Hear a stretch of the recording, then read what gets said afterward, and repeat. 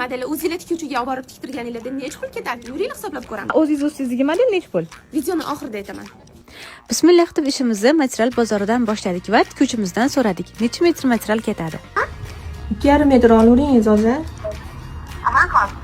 Avvaliga butun bozorni yaxshilab aylandik. Keyin o'xshash matoni tanlab sotib oldik. 2,5 metri 125 ming so'm bo'ldi.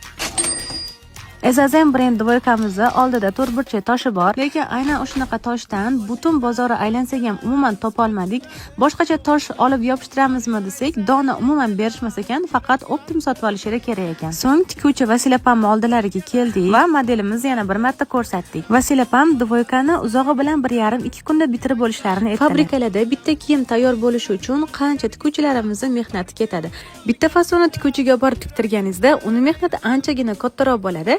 Tikuvchi siz bilan alohida shug'ullanadi. Shunga yarasha narx. Tikilayotgan dvoykamizga ham Ezazem brendi original toshini yopishtirdik. Narxi 25 ming so'm. Dvoykamiz 1,5 kunning ichida besprimerka holatda tayyor bo'ldi. Vasilapamma choklari rasiyam chiroyli, qo'l haqqiga 150 ming so'm oldilar. Hisobladinglarmi? Ustimdagi dvoyka necha pulga tushdi? Ezazem brendda esa 200 ming so'm.